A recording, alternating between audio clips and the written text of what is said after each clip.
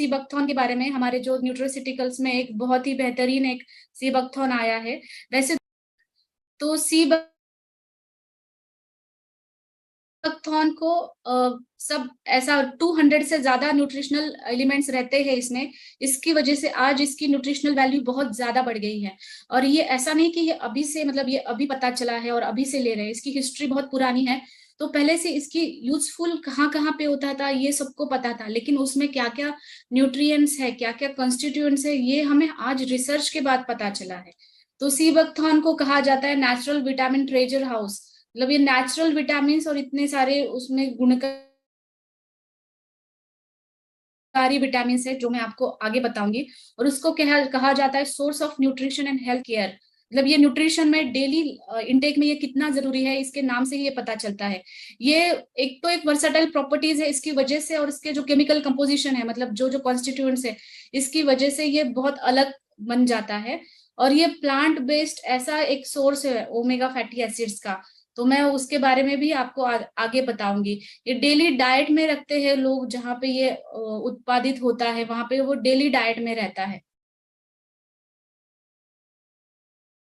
तो sea buckthorn ऐसा दिखता है ये पौधा। ये उसके बेरीज हैं, आप देख रहे हैं, बहुत से लोग ने देखा होगा, लेकिन ये बेरीज है जिसमें इसेंशियल ऑयल रहता है। और ये बेरीज, ये जो आता है पौधा ज्यादा से ज्यादा हिमालयन रेंज में आता है। और इसकी जड़ें अगर आप देखते हो तो 200 फीट अंदर तक जाती है इसकी जड़ें। मतलब ये इकोनॉमिकल भी उतना ही बेनिफिशियल है, हेल्थ में भी उतना ही बेनिफिशियल है। तो ऐसा दिखता है सी बकथॉर्न।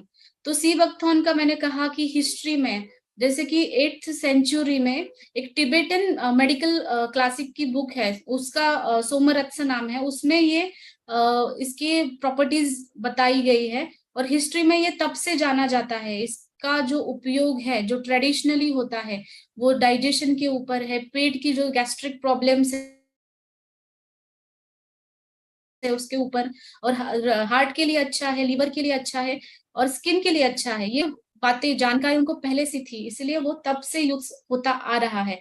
और ये जैसे जैसे मैंने कहा कि सी बकथॉर्न का बहुत इंपॉर्टेंट रोल है इन्वायरमेंटल प्रोटेक्शन के लिए, इकोनॉमिक डेवलपमेंट के लिए। तो इन्वायरमेंटल प्रोटेक्शन के लिए मैंने कहा कि इसकी जो जड़ें हैं वो 200 फीट अंदर जाती है। इसका मतलब ये लैंडस्केपिंग से बचाता है, जो हिमालयन में या फिर पर्वत रेंजेस में ही आता है, तो ये लैंडस्केपिंग बचाता है। और ऐसी जड़ें इसकी मजबूत होने के कारण ये कोई भी टेम्परेचर हो और कैसा भी तूफान हो उसमें वो डटा खड़ा रहता है।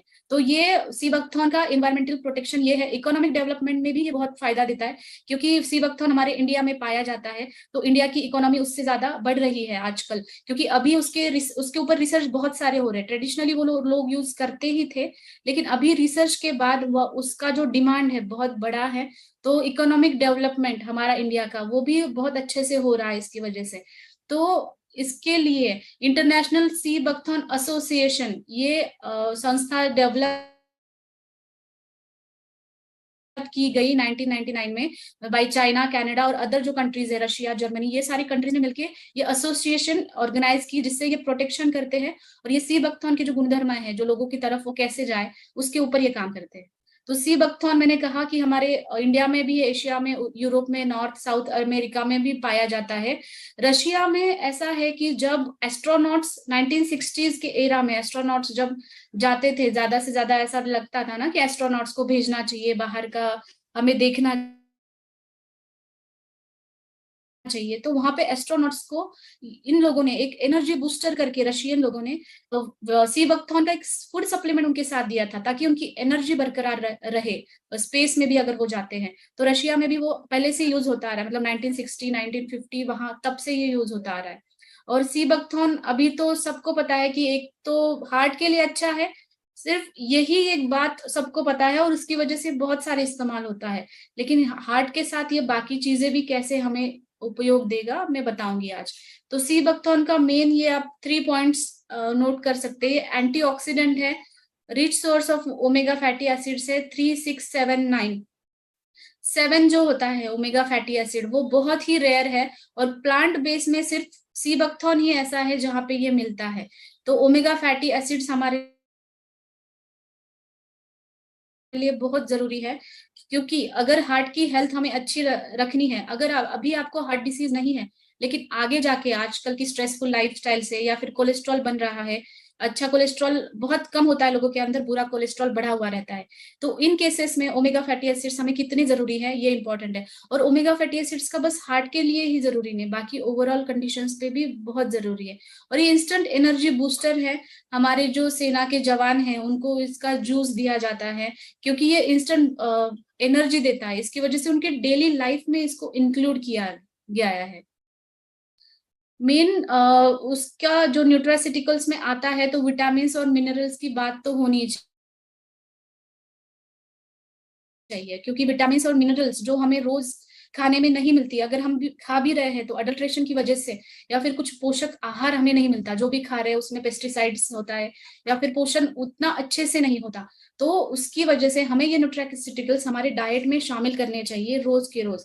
अगर ये बेरीज है, ये खट्टा है, तो जाहिर सी बात है कि उसमें विटामिन सी भरपूर मात्रा में है। हम विटामिन सी के लिए ऑरेंजेस खाते हैं, राइट, आंवला खाते हैं, ऑरेंजेस खाते हैं, उससे भी ज्यादा विटामिन सी इसमें है। मैंने कंपैरिजन भी दिया है अभी आपके ऊपर, आपके सामने स्क्रीन के ऊपर। तो विटामिन सी की मात्रा हमें क्यों जरूरी है, अभी कोविड के बाद सबको पता चला है।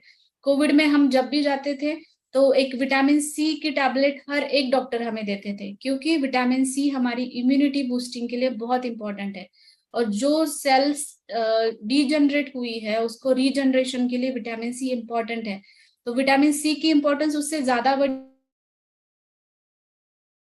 है, उसके बाद तो बड़ी है, लेकिन पहले से भी विटामिन सी की जरूरत बहुत होती है, क्योंकि डेली हम आंवला नहीं खाते, ऑरेंजेस नहीं खाते, और उससे ज्यादा अगर हमें विटामिन सी मिल रहा है एक चीज से, तो हमें डेली उसको इंक्लूड करना चाहिए।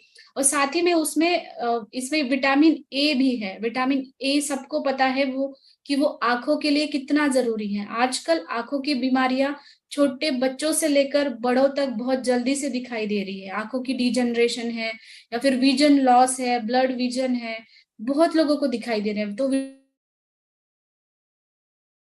विटामिन ए उस चीज में हेल्प करता है। लोग अब तक आपने सुना होगा कि गाजर खाओ, अगर आंखों की समस्या है तो गाजर खाओ, लेकिन गाजर से भी ज्यादा विटामिन ए हमें सी बकथॉर्न में दिखेगा। और साथ ही में उसका जो इसेंशियल फैटी एसिड्स है वो आंखों के लिए भी अच्छा काम करते हैं। तो साथ ही में हमें दो उसके फायदे मिलते हैं विटामिन ए के साथ। विटामिन ई की बात करें तो विटामिन ई सबको पता है कि स्किन के लिए कितना बेनिफिशियल है। लोग एक्सटर्नली अप्लाई करते हैं, या फिर कोई भी इनफर्टिलिटी के केस हो, या फिर स्किन रिलेटेड कोई भी इश्यूज हो, तो विटामिन ई लोग बाहर से भी अप्लाई करते हैं, राइट। तो बाहर से अगर अप्लाई करते हो और आप internally vitamin E natural source लेते हो, तो उसका एब्सॉर्प्शन बहुत अच्छा मिलता है। तो विटामिन ई की वजह से ये बहुत सारे स्किन डिसीजेस पे बहुत अच्छा इफेक्ट देता है।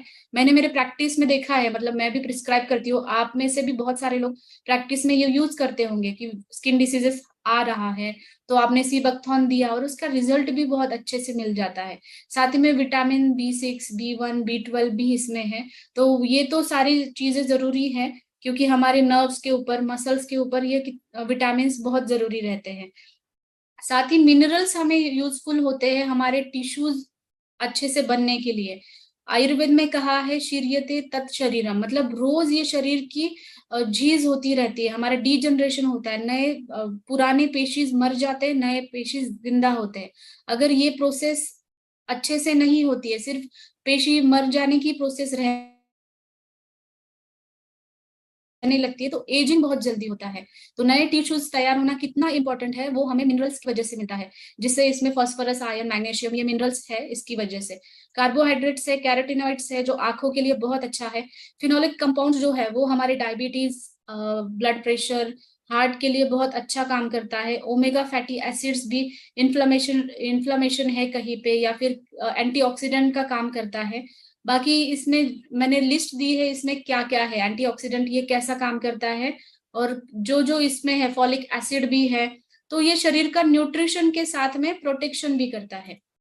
तो इम्यूनिटी सिस्टम ये कैसे स्ट्रेंथन करता है, जो फ्लेवोनॉइड्स है इसके अंदर, उसकी वजह से इम्यूनिटी बढ़ती है। क्योंकि अगर सूजन है शरीर के अंदर, कहीं पे भी इन्फ्लामेशन है, इन्फ्लेमेटरी कंडीशन आपको हार्ट डिसीज में मिलती है, अर्थराइटिस में मिलती है, कहीं पे भी इन्फ्लेमेशन कंडीशन होती है, तो इम्यूनिटी सप्रेस हो जाती है। कैंसर के पेशेंट में भी इम्यूनिटी कम हो जाती है। तो एक तो ये एंटीऑक्सीडेंट है प्लस विटामिन सी इसके अंदर है, इसकी वजह से ये इम्यूनिटी बूस्टर जैसा काम करता है। जिनमें हर बार कोल्ड फीवर बुखार बच्चों में रहता है, उनमें भी ये इम्यूनिटी सिस्टम बढ़ाने में बहुत अच्छा मदद करता है। मतलब ये स्ट्रेंथनिंग करता है इम्यूनिटी को, हमारी रोग प्रतिकार शक्ति को, रोग प्रतिकार, और जो भी हमें डिसीज होने वाला है उसको ये रेजिस्ट करता है, डिसीज होने नहीं देता। साथ ही में इम्यूनिटी सिस्टम हमें जरूरी है पूरा हमारा जो डाइजेस्टिव ट्रैक है वो उसका रीजनरेशन के लिए। अगर हीलिंग करना है डाइजेस्टिव ट्रैक में, कुछ भी डिसीज है, इन्फ्लामेशन है, हीलिंग करना है, तो इम्यूनिटी सिस्टम अच्छा रहना बहुत जरूरी है। तो उसमें ये काम करता है अच्छे से। दूसरी बात, अभी मैंने विटामिन ई के बारे में बताया आपको, जो स्किन के बारे में बात करेगा, लेकिन इसमें जो एंटीऑक्सीडेंट्स है उसकी वजह से ये एंटी एजिंग काम करता है। विटामिन सी आपने देखा होगा, हम आंवले को वयस्था कहते हैं आयुर्वेद में, आंवला से भी ज्यादा विटामिन सी इसमें है। तो ये स्किन प्रोडक्ट्स में आजकल बहुत यूज होता रहा है।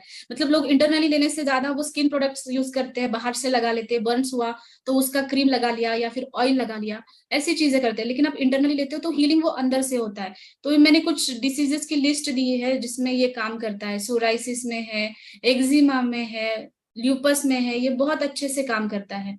फिर गैस्ट्रोइंटेस्टाइनल सिस्टम में बहुत से लोगों को एक परेशानी दिखाई दे रही है कि एसिडिटी की वजह से गैस्ट्रिक अल्सर्स होते हैं, पेप्टिक अल्सर होते हैं, इंटेस्टाइन में भी अल्सर होते हैं, क्योंकि हमारा जो गैस्ट्रिक एंजाइम्स होते हैं वो बहुत स्ट्रांग होते हैं। और अगर बार बार शरीर में एसिडिक लेवल बढ़ती जा रही है तो ये अल्सर्स बन जाते हैं। तो ये अल्सर्स का भी हीलिंग बहुत अच्छे से होता है। सी बकथॉर्न में ऐसी प्रॉपर्टीज है कि वो नया टिश्यू रीजनरेट करता है, मतलब वो हीलिंग भी करता है और वहां पे नया टिश्यू रीजनरेट भी होगा, अच्छे से टिश्यू बनेगा। तो ये इन्फ्लामेटरी कंडीशन जो भी आपके माउथ से लेकर एनस तक जो भी म्यूकस लेयर है वो अच्छे से रीजनरेशन अच्छे से होगा, और ये उसको मेंटेन करेगा, उसका हेल्थ मेंटेन करेगा, ताकि एसिडिटी की वजह से जो म्यूकस मेम्ब्रेन में तकलीफ होती है वो कम हो जाती है। मतलब जो भी इरिटेशन होता है एसिडिक लेवल बढ़ने से वो कम होता है। इसी वजह से stomach ulcer, cancer, metabolic disorders में हम कह सकते हैं कि ओबेसिटी आता है, डायबिटीज आता है, हार्ट डिसीज आता है, हाइपरटेंशन, पीसीओडी, इनफर्टिलिटी, ये सारे मेटाबॉलिक डिसऑर्डर्स में आता है। एलडीएल बढ़ना, एचडीएल कम होना, ट्राइग्लिसराइड बढ़ना, ये सारे मेटाबॉलिक डिसऑर्डर्स में आते हैं, ये सारी कंडीशंस। साथ ही में बेली फैट भी बढ़ जाना, अगर बेली फैट बढ़ता है तो उसका सीधा प्रेशर पैनक्रियाज पे जाता है, लीवर पे जाता है, और उसके बाद डायबिटीज की शुरुआत होती है। तो ये मेटाबॉलिक डिसऑर्डर्स में भी ये बहुत अच्छा काम करता है।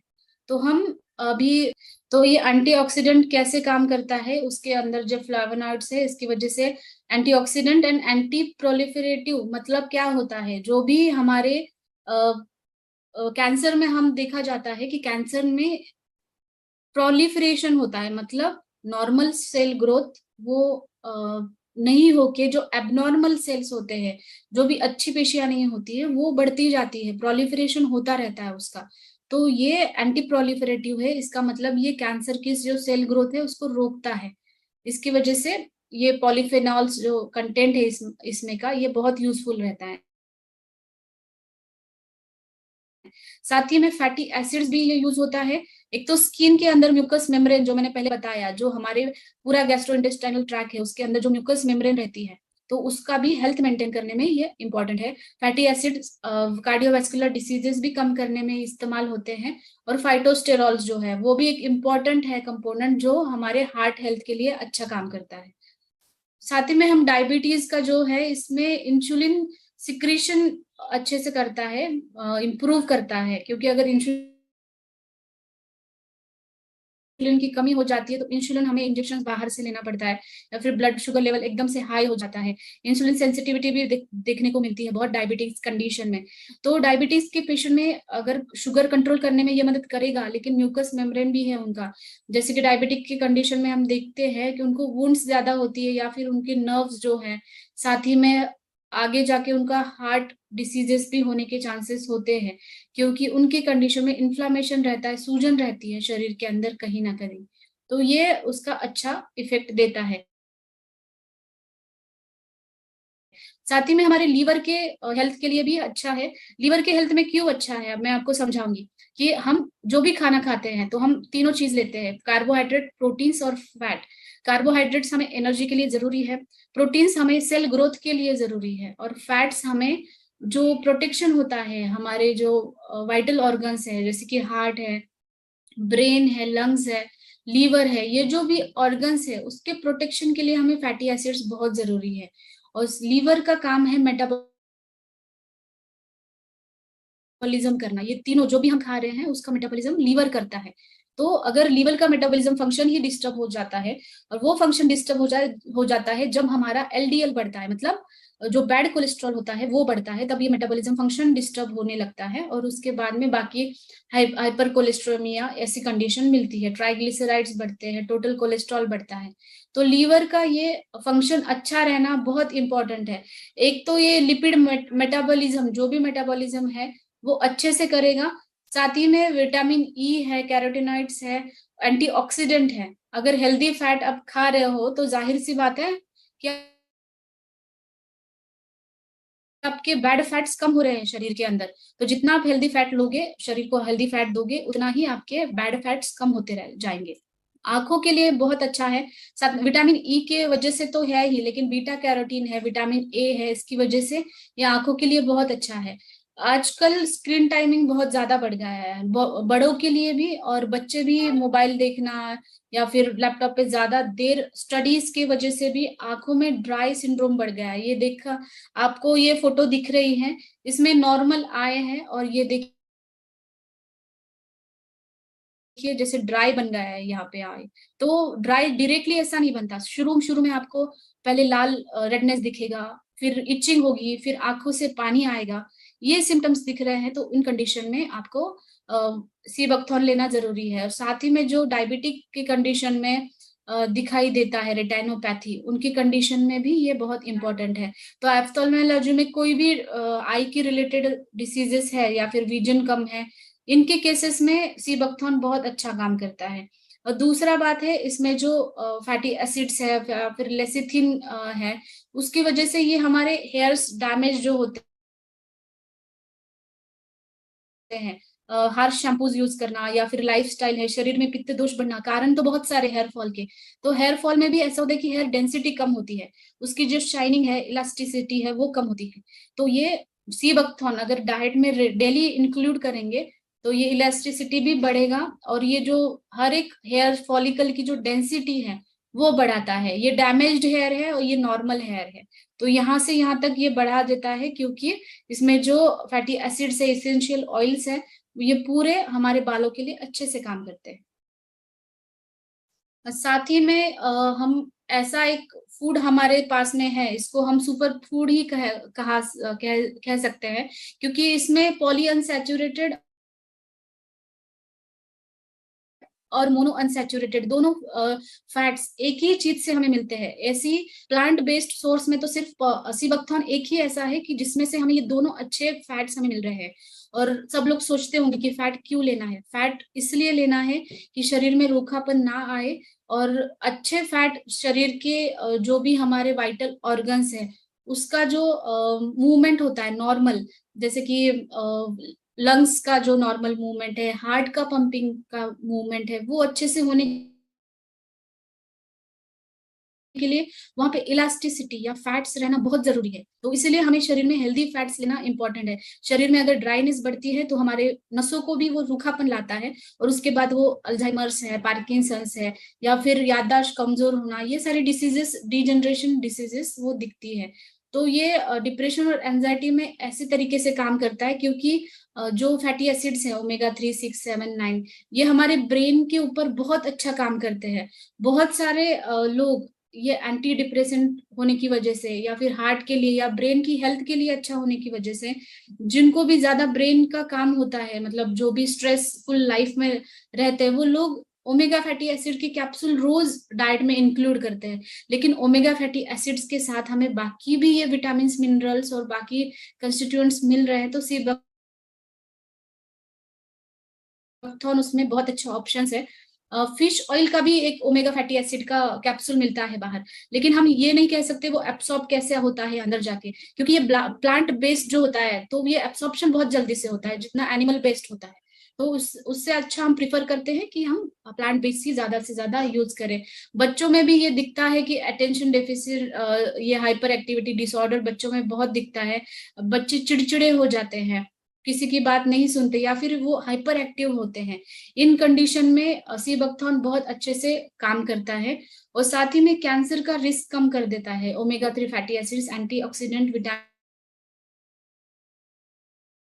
ई होने की वजह से कोलन कैंसर, प्रोस्टेट कैंसर या ब्रेस्ट कैंसर में इसका बहुत रिसर्चेस भी हुए हैं, आपको गूगल पे रिसर्च पेपर्स भी मिलेंगे। तो इसका इफेक्ट अगर हम कन्वेंशनल ट्रीटमेंट, मतलब जो भी वो ट्रीटमेंट ले रहे हैं उनके साथ में अगर सीबकथॉर्न भी करते हैं तो वो ज्यादा से ज्यादा उससे उभरने में मदद मिल सकती है।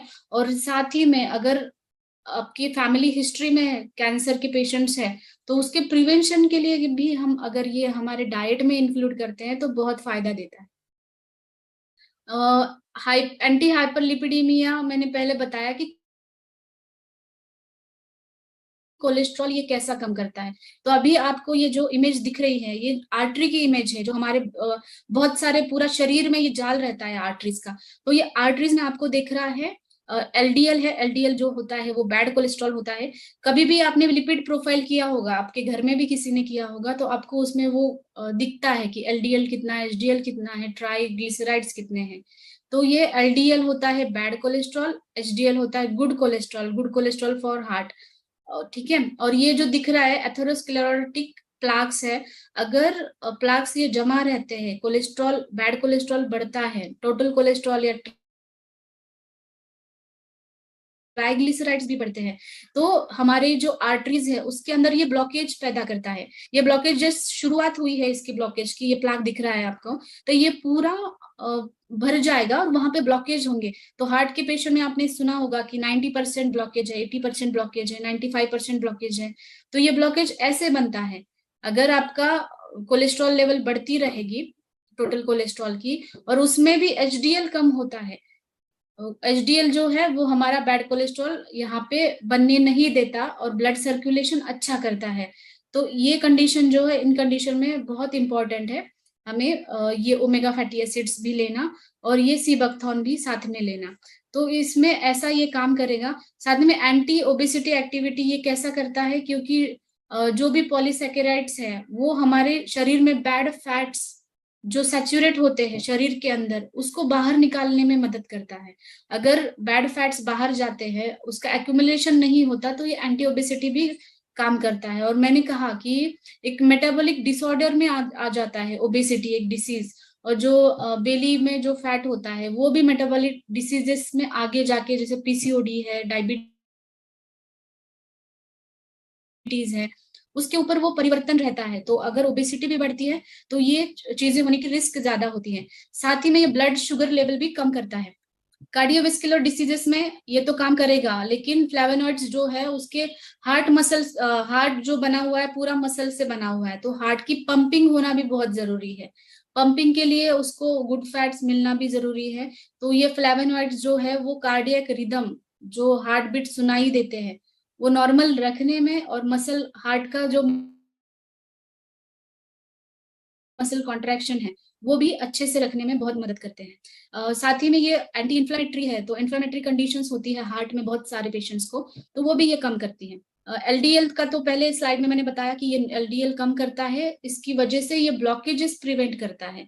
अगर आपको फ्यूचर में ब्लॉकेजेस हो भी रहे हैं, बहुत लोगों का ऐसा कहना होता है कि मैं, मेरा कोलेस्ट्रॉल लेवल तो अच्छा है, लेकिन वो कोलेस्ट्रॉल लेवल में ये नहीं देखते कि उनका एचडीएल कितना है, क्योंकि एचडीएल भी अगर कम रहता है तो भी आगे जाके स्ट्रोक के चांसेस रहते हैं, हार्ट अटैक के चांसेस रहते हैं, हार्ट डिसीजेस के चांस रहते हैं। तो इसकी वजह से हमें ध्यान देना है कि हम हमारा बैड कोलेस्ट्रॉल शरीर में नहीं बढ़ना चाहिए। वुमेन्स हेल्थ में ये कैसे काम करेगा, क्योंकि ये सारी चीजें तो देखी, हार्ट कंडीशन वो सब चीजें हैं, लेकिन वुमेन्स हेल्थ में ये काम करता है। एक तो ये इसेंशियल फैटी एसिड्स है। महिलाओं में ऐसा दिखा जाता है कि जो भी उनको प्रॉब्लम्स होती है मेनली हार्मोनल इम्बैलेंस की होती है, क्योंकि पूरा हार्मोनल्स के कंडीशन में प्रोजेस्टेरॉन है, एस्ट्रोजन है, उसके कंडीशन में बहुत इंपॉर्टेंट होता है कि वो नॉर्मल रहना, और थायराइड का भी लेवल नॉर्मल रहना। हाइपोथायराइडिज्म है या फिर हाइपरथायराइडिज्म है, महिलाओं में ये केसेस ज्यादा दिखते हैं। थायराइड तो मेंस में भी दिखता है, लेकिन महिलाओं में ये ज्यादा दिखता है क्योंकि उनके बाकी के जो हार्मोन्स है उसका इफेक्ट वो ज्यादा दिखता है। विटामिन सप्लीमेंट बहुत जरूरी है, खासकर वुमेन्स को, क्योंकि उनका डाइट का ध्यान नहीं रख पाती वो ज्यादा से ज्यादा, और उनका काम करने का तरीका ऐसा होता है कि डाइट वो अच्छे से नहीं करती, बस काम में ध्यान रहता है, और वो डाइट, वो सप्लीमेंट और जो शरीर को पोषण की जरूरत है वो हमारे ये न्यूट्रास्यूटिकल से ये कंप्लीट होता है। और पेरी मेनोपॉजल पीरियड्स है या फिर मेनोपॉजल पीरियड होता है, उसमें शरीर में रूखापन बहुत ज्यादा बढ़ता है, जैसे कि वजाइनल ड्राइनेस होता है, प्रोजेस्टेरॉन कम होने लगता है, स्किन में ड्राइनेस आता है, बालों में ड्राइनेस, और उसका इफेक्ट जाता है पूरा हमारे बोन्स और टिश्यूज के अंदर, जैसे कि मांसपेशियों में क्रैम्प्स आने लगते हैं, है ना, या फिर वीकनेस आने लगता है। तो इन कंडीशन में ये इसेंशियल फैटी एसिड्स होने की वजह से और जो गुड फैट्स है ये बहुत अच्छा काम करता है।